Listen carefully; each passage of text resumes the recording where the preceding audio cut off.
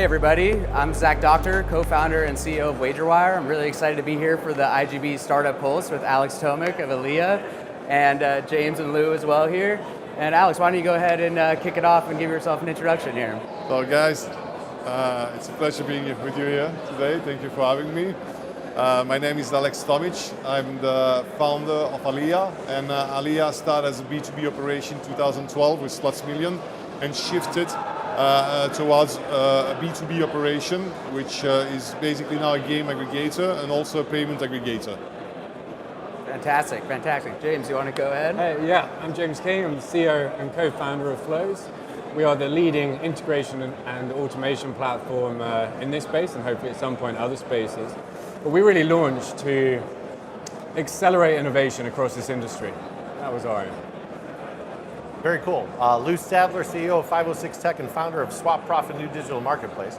Very excited to be here, especially because I understand that you are a fan of paradigm shifts, so I'm ready to pick your brain a little bit. Fantastic. And like I said, Zach Doctor, co-founder and CEO of WagerWire. We're a secondary marketplace for sports bets. We're really a technology and media company that works with sports books, fantasy operators, gaming operators of all types to drive traffic and engagement through the ability to sell your bet. You're halfway through a parlay or a future, you want to sell it on our marketplace, we can help you get the best price for that. So yeah, really excited to be here with all these guys and talk some innovation and your journey in the growing Alea. Why don't I kick it off? What's one question that you wish, as an early CEO like some of us are, that you had known or you could ask yourself if you went back? It sounds trivial today, but it sounds really trivial, but it's all about a team. When you start, you have a framework in your mind where you used to work alone.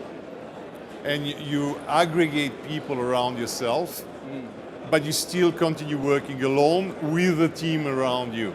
So they're extension of you, they're tools, okay? So you don't really delegate, you don't have a structure, you don't have C-level heads. Of course, it's a much more flatter structure. You're micromanaging. You can even have some level of mild toxicity because you want to do everything by yourself. So you're behind the back of your people and you're double checking everything they're doing. And it took me a good 10, 15 years to let it go. Yeah, and today I'm the founder of the company. I've passed my role as a CEO to Jordi Sendra, which is the CEO today, in order to be able to completely do that. So imagine managing a football team, and now you step out of the field, there's this white line, you cannot touch the ball.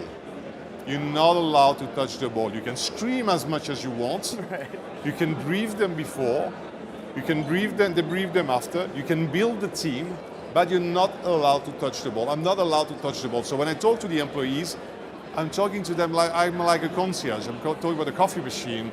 If they like the food, if they like we have ice baths, we have a sauna, we have gym.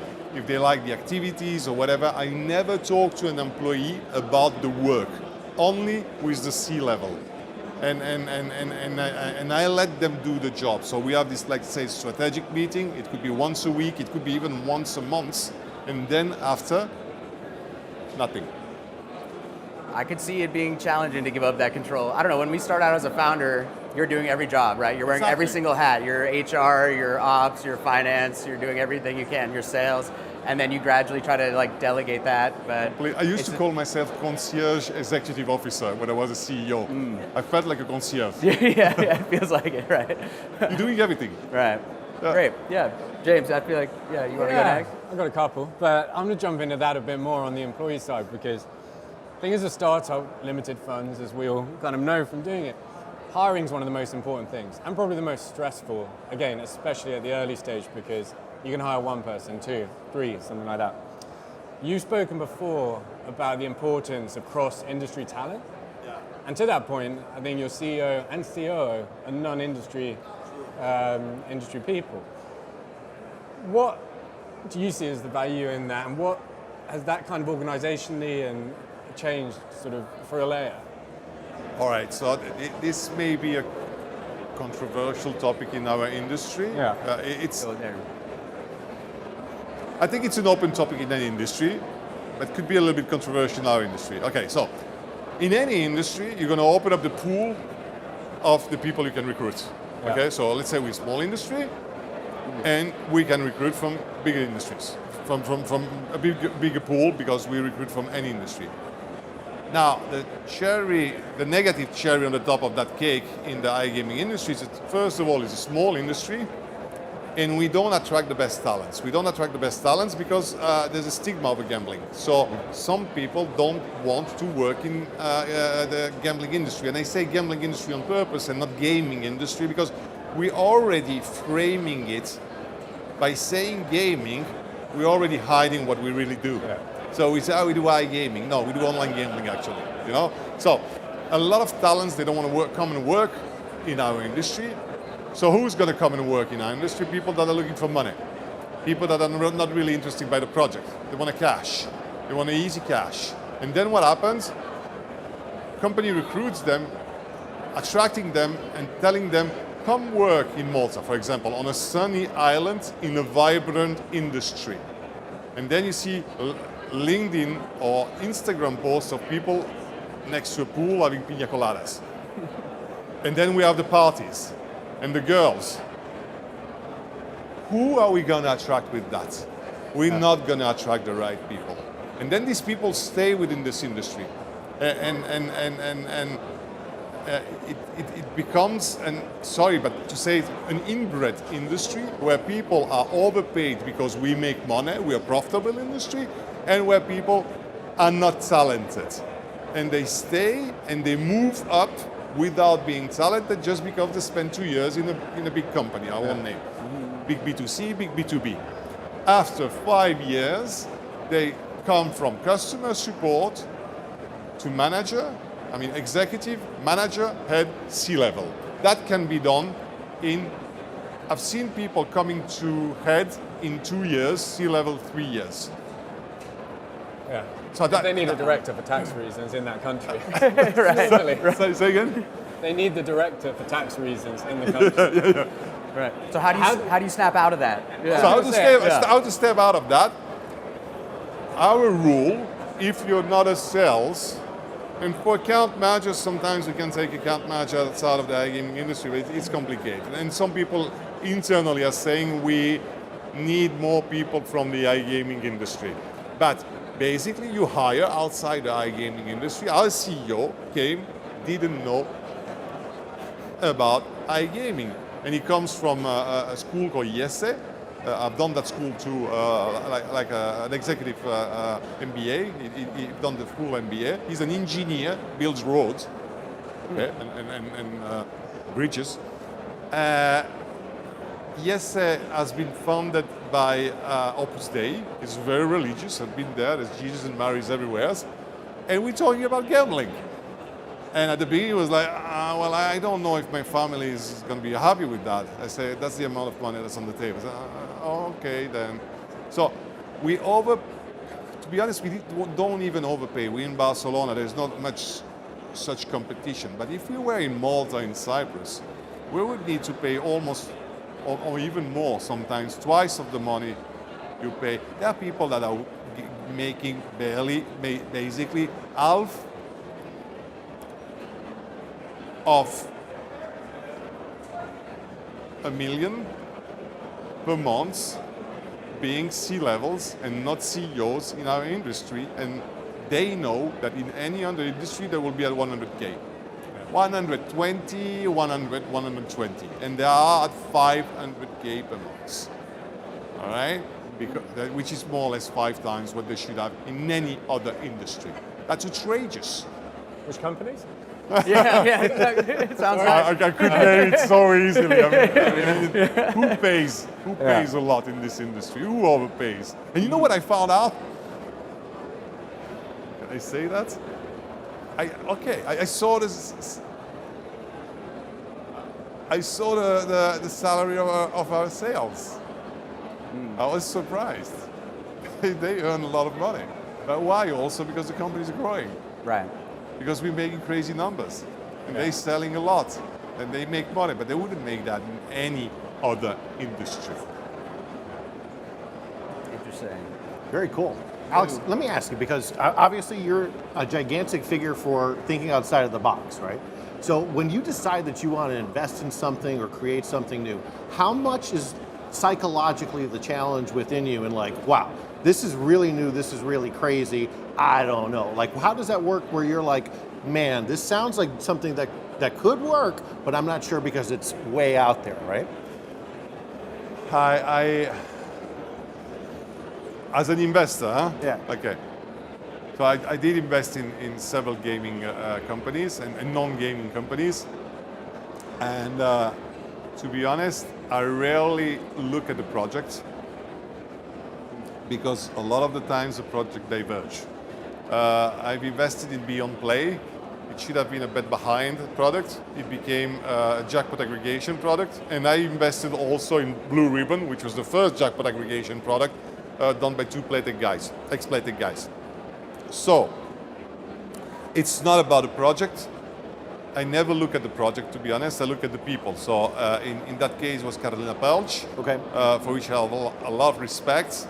And I thought, I know that this young lady is going to build something awesome, whatever it is. And I didn't know she was going to shift after. And she did shift. And when she shifted, I said, okay, it's okay. So it's all about the team. And as a game aggregator, when we look for new software providers, because we can't integrate all the software providers, but I can't allow myself to miss the next No Limit City. So how do I do? There's one software provider per week, more or less.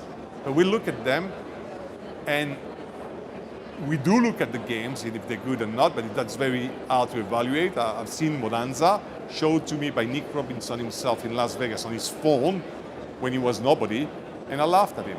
And I said, it looks crappy. It looks really bad. And it was a hit. So I wasn't able to evaluate that myself. So I look at the people. I look at the team. And if you have, let's say now, look at, let's take a simple example. Simon Hammond. I don't know what Simon is doing exactly right now. He's not in Relax anymore. I think he's doing some consultancy. I've heard he's on a specific project. I can't name it. Actually, I know what he's doing. But I will invest in that company because it's fucking Simon Hammond. Right. The quick spin guys also, I think, are doing something now. I would invest in that project too because it's the quick spin guys. If the No Limit City guys would do something tomorrow, I would invest in that project too. So it would be more about your track record. And that's very conventional way of thinking, but to be honest, it's the best way. This guy did something good. There's a very high probability that they're going to repeat that success. Yeah. More than me thinking about the idea, because then I get too much into conceptual thing, and I don't know if these guys can execute it. And also my concept can be my understanding of their concept can be completely fluid, you know? Sure. Right. Well, it's interesting because, I mean, maybe it's because of your own experience as a founder where you started more B2C and then you ended up here. So you've experienced firsthand. So maybe could you tell a little bit about that story and maybe some of the challenges you ran into and how you addressed it? Okay, so this is even more, I mean, it's ridiculous if you think about it. We first built Slots Million, a B2C operation. Then we decided we're going to do virtual reality. 2015. Wow. We built the first virtual reality casino. We built 4 versions of it. A pragmatic slot in VR, mobile VR, 3 virtual reality casinos. 1.5 million spent in 3 years in our own studio. Okay? Wow. In 2025, I don't think it's still going to be the year of virtual reality. Not in gambling, in general. When it's going to become in general, give it 3 or 5 more years in gambling, because at the beginning it's just kids that are accessing these stores and they don't want us to be in contact with kids. So we will need to wait and become mainstream enough to accept us inside. So let's say if 2025 is the year of VR, 2030 is going to be the year of VR for gambling, which would be 15 years after we started. What a terrible idea to make it. Okay, we had a lot of fun. It's a good idea. You're just early. No, Yeah. it was early. You don't want to be the first one. Yeah. It was an amazing idea. I cried behind the goggles when I saw the product that the team made because it was so awesome. I was like, oh my God. I was drooling, you know? Yeah. But we never made nothing out of that, and we could have invested in anything else that would have gave a better ROI. And just quickly, another one, we built right after video slots, one of the only one slots tournament, a real slots tournament, not a slots race, where basically you play with, you put an amount of money, and then when you're winning, the winnings are removed from the balance and they go in the leaderboard. Okay, so you don't really play the slot. It's a very interesting concept. We just didn't push it at the marketing level. That's crazy, and that product dropped. And I was talking with Alex Tomic from Video Slot, and he said, just give it time to build the base, to build the volume. You need volume, and we didn't. And we spent so much money in that product. So, as a founder of a company, I can tell you, we made so many mistakes. And at some point, we did that shift, which was, okay, you know what? We split with my ex-business partner. He took the B2C, I took the B2B. And it came from an observation. I always looked, I did 4 UKGC audits. And I thought, man, I don't want to be there anymore. NetEnt, for example, and it's such comfortable place. Yeah. I want to be a B2B, you know? Well, now, so fast forward to today, 2025. If you were to relaunch Alea, you've never done it, would it still be an aggregator? Because, I mean, the market's more saturated, right? Operators want more direct integrations, or there's a pushback. But you're established, so it's fine as it is today. To launch again, now, would it still be an aggregator, or what would you launch today? I think that launching an aggregator was the best idea because not only you're at the same level at a NetEnt, you're even behind. I mean, in the technological flow, you're in between the operator and the software provider. In the compliance flow, you're even behind. So you're much further away from the player and the regulator, which is a very good position to be in. However, how can you launch an aggregator today? You need to sign at least 50 contracts to start. You need to do the commercials. They do the KYB, you do the KYB. Okay, the integrations. It's going to take you 5 years. It's just impossible. So launching an aggregator today, I see it as impossible, and that's why I see also more and more operators and even big operators using aggregators, even if they want to go direct. You're completely right. They want to go direct with their pragmatic, with their evolution, even if sometimes they do take pragmatic and evolution through us. In some specific cases, but then they use us as a platform to test all the software providers, okay? But that's why they use us, because they can't do that by themselves. Even if they have an integration team, they can't integrate as many softwares. So the only way I see launching an aggregator today is being a B2C, and that's what we did actually. That has an internal aggregator, and at some point, and that's what we see a lot of companies are doing. I think Pinup is doing that too. Great Tech, who is the B2C behind Great Tech? Some CIS big operator, I forgot the name, are launching their own platform. So you have a B2C, you signed all these contracts, you need all you did all these integrations. Software did that, and Software probably did the same, and then you launch your aggregator and your platform. That's the only way to do it, because otherwise, I mean, you're running dry. Without traffic, without anything, you go to talk to Pragmatic, they're going to look at you and say, who the fuck are you? You know? Yeah. Done. Well, you've had an incredible career. You've been a scrappy founder, and now you're a leader of the whole industry and a seasoned executive. So thanks for bringing your insights here today, and we all appreciated it. And absolutely. Thanks for being a part of the IDP Startup Pulse with us. Thank you guys. Thank you very much. Bud. Thank you. It's been a pleasure. Thank you.